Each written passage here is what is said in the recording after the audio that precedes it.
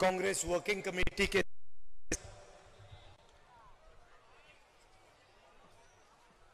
PCC president साहब, CLP leader, chief ministers, stage पे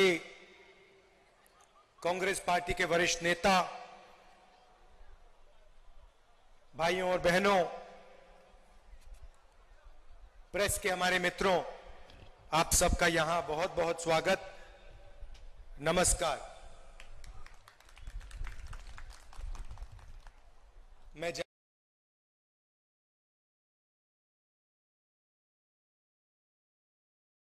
जानता हूं कि आप सुबह से यहां बैठे हो।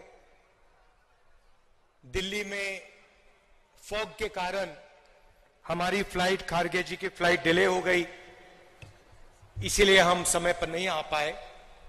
आप सबको कष्ट हुआ, इसके लिए मैं आप सबसे शुरुआत में ही माफी मांगना चाहता हूं।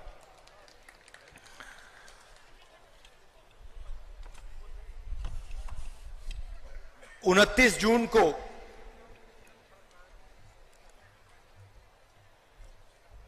मैं मणिपुर आया था और उस विजिट में जो मैंने देखा, जो मैंने सुना, मैंने कभी पहले नहीं देखा था, नहीं सुना था। 2004 से मैं राजनीति में हूं। पहली बार मैं हिंदुस्तान के एक प्रदेश में गया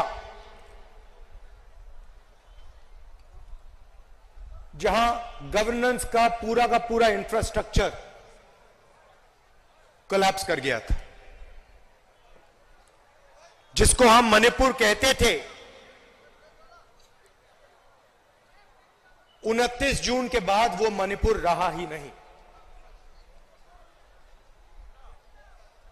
बट गया। कोने कोने में नफरत फैली, लाखों लोगों को नुकसान हुआ, भाई बहन, माता पिता आंखों के सामने मरे। और आज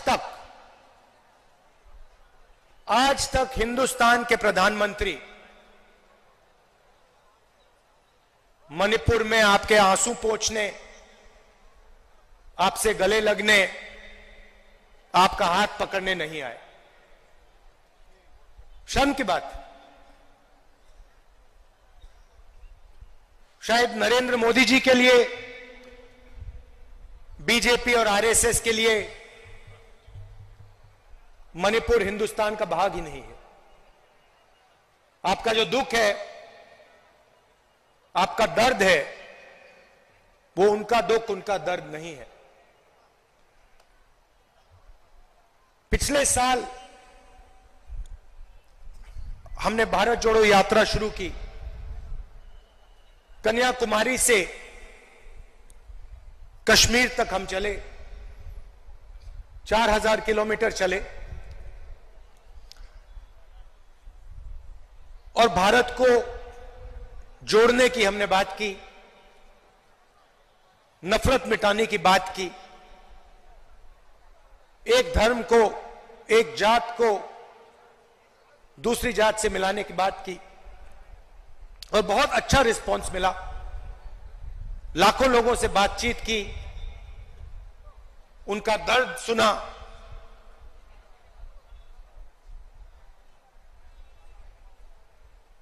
मुश्किल था मगर बहुत अच्छा लगा। लोगों ने कहा कि कन्याकुमारी से कश्मीर तक यात्रा की है तो फिर ईस्ट से वेस्ट में यात्रा होनी चाहिए। और मैं चाहता था कि जैसे हमने पैदल यात्रा की कन्याकुमारी से कश्मीर, वैसे ही हम ईस्ट से वेस्ट पैदल यात्रा करें। मगर चुनाव का समय है और उसमें हमें थोड़ा ज्यादा समय लगता, इसलिए कांग्रेस पार्टी ने हमने निर्णय लिया कि ये बस यात्रा होगी, हाइब्रिड यात्रा होगी, बस यात्रा होगी, पैदल यात्रा होगी। सवाल उठा कि ये यात्रा शुरू कहां से होनी चाहिए। कोई लोग कह रहे थे कि वेस्ट में शुरू होनी चाहिए, कोई कह रहे थे ईस्ट में शुरू होनी चाहिए,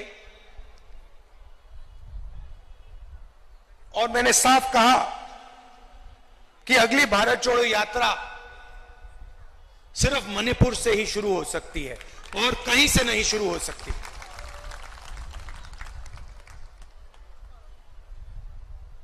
मणिपुर बीजेपी की जो राजनीति है, बीजेपी की नफरत, आरएसएस की नफरत, उनका जो दृष्टिकोण है,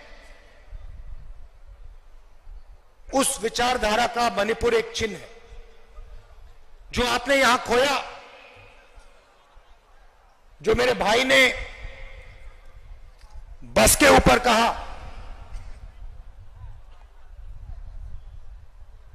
कि we have lost what is most precious to us, you have lost it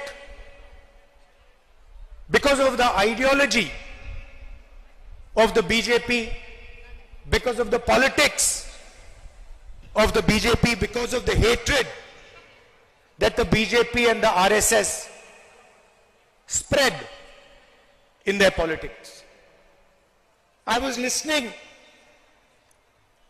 to my brother when he was saying we have lost what we valued, and I was thinking to myself, yes, you have lost what you have valued, but we will find what you valued once again and bring it back to you.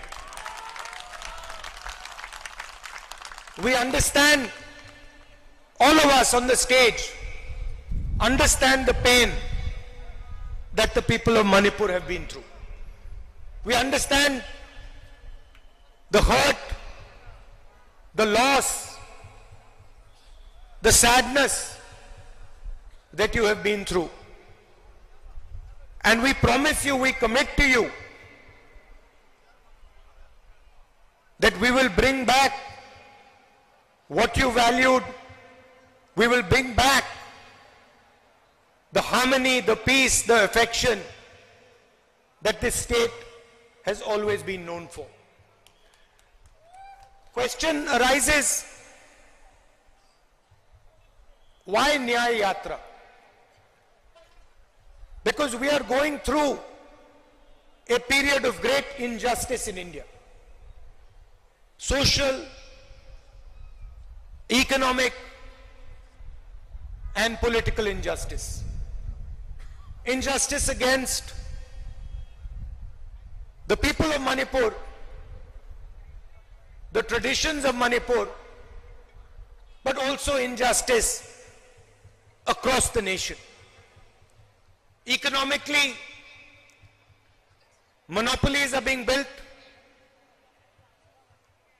Few people are getting access to all the wealth of the country.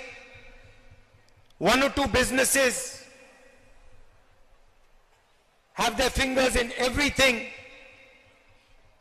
and the large majority of businesses, small and medium businesses, are being destroyed. Huge levels of unemployment, massive price rise is what the whole of India is facing.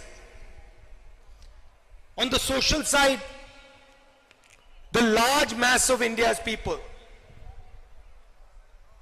the lower castes, Dalits, tribals, simply do not have a say in the governance system of the country. I have given example upon example of how the large mass of our people are excluded from the political system, from the governance system. So these are the issues that the Bharat Chodo Nyaya Yatra is going to raise.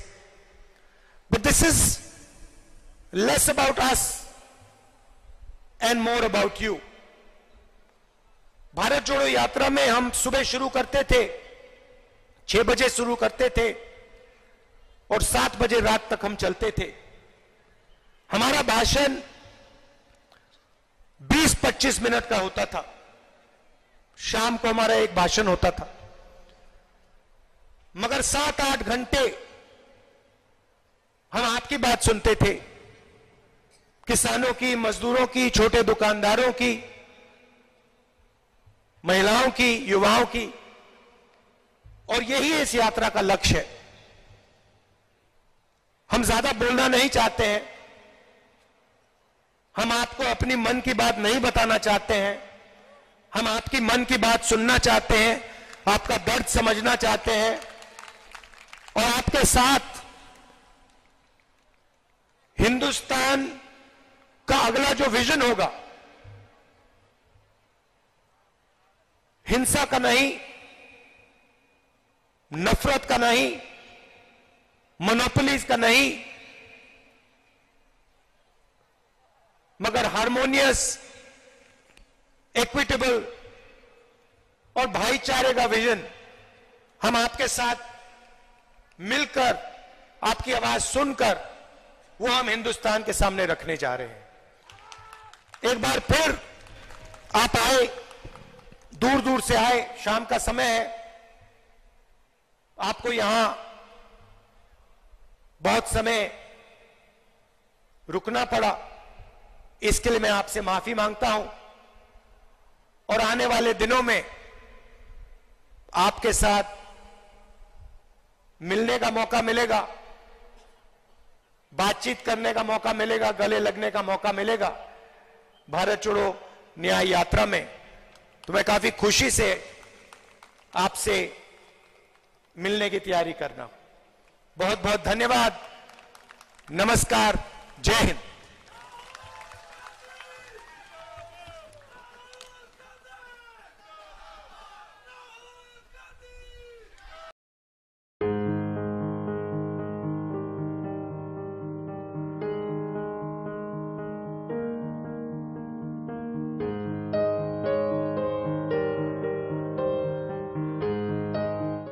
माहितीपूर्ण खात्रीशीर बातम्यांसाठी subscribe करा अविरत वाटचाल news. नोटिफिकेशनसाठी bell आयकॉनवर click करा. Like करा, comment करा, शेअर करा. अविरत वाटचाल.